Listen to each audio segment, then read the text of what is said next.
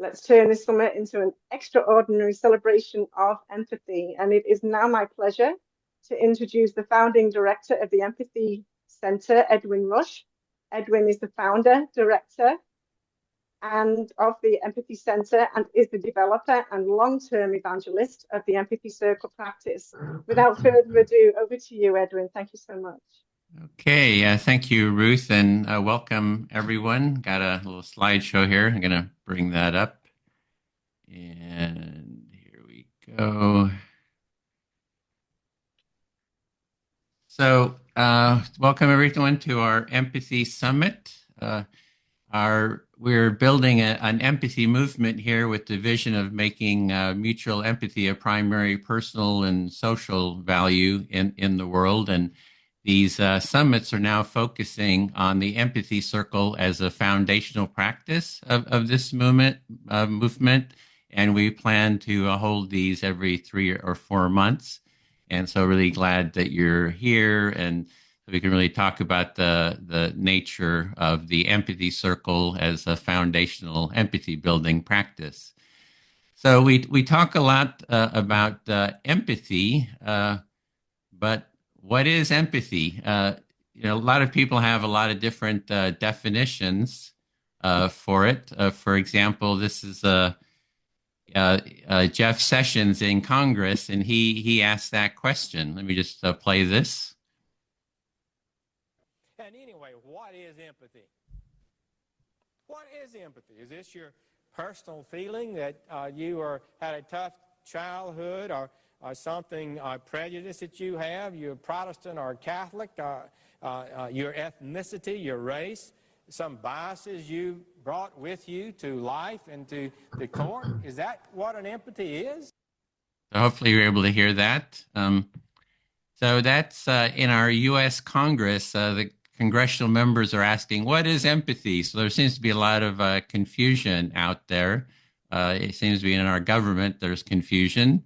And also, we have these various books. There's multiple books out there that are like against empathy, or there's a new one coming out called Suicidal Empathy, another one, Toxic Empathy, and then the next one here is The Dark Side of Empathy. And these are all books that are critical of empathy. And so, just want to, what do we do when we hear these different criticisms, and, how do we relate to them, and how do we deal with them? And also, how do they relate to the empathy circle? And so the current definitions I find are rather problematic. For one, is they're not easy to understand. And they're obviously, not clear to many people, as you can see from all these, different books against empathy and Congress asking about empathy. Just this lack of empathy. And the definitions, if you could mute whoever that speaker is, Jonathan, you could mute whoever just came in. Thanks. And they can also be abstract, and the definitions can be also kind of abstract. For example, you hear a lot about cognitive or affective and cognitive empathy.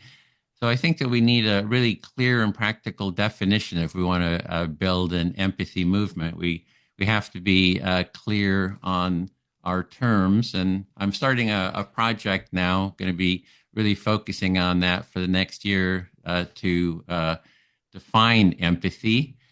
And I'm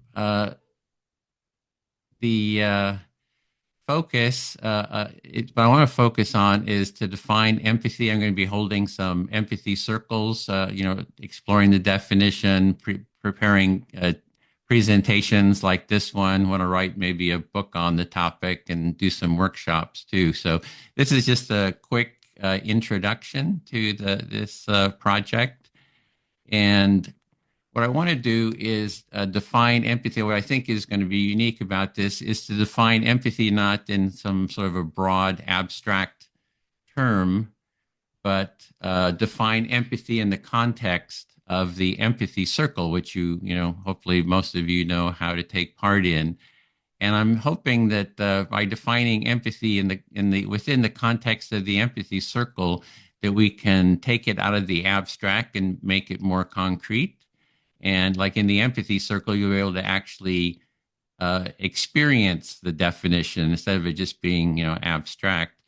And that we can also map on other definitions onto your experience in the empathy circle.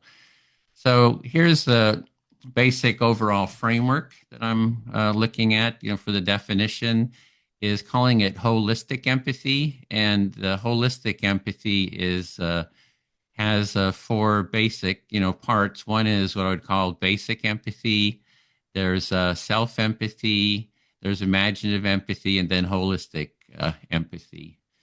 So let's look at how these different aspects work in the empathy circle. So we're all familiar with the empathy circle, I hope most of you are.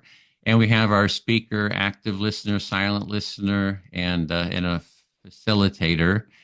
And when we have the speaker, the active listener listens to the speaker, and in that case, they empathize with, they sense into the experience of the speaker. So that's kind of like the basic empathy that we do in the empathy circle, and we're actually pretty much call that empathy.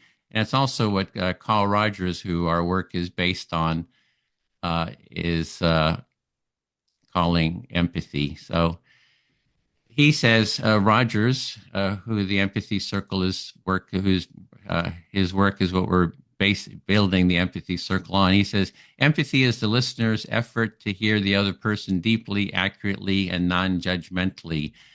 Empathy involves skillful, reflective listening that clarifies and amplifies the person's own experiencing and meaning without imposing the listener's own material. And then he continues on. It's an empathic way of being, has several facets. You're entering the private perceptual world of the other and becoming thoroughly at home. It involves sensitive moment by moment, sensitivity to the moment by moment, to the felt changing meanings which flow in this other person, to the fear, rage, and tenderness or confusion or whatever that he and she is experiencing. So that's what I'm calling basic empathy, and like I'm saying, Rogers and would call that empathy.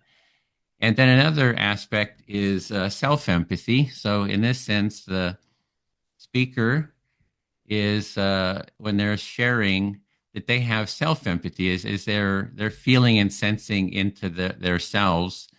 And again, I'm going to go back to Rogers, who says by being listened to by someone who understands makes it possible for persons to listen more accurately to themselves with greater empathy towards their own visceral experiencing, their own vaguely felt meanings.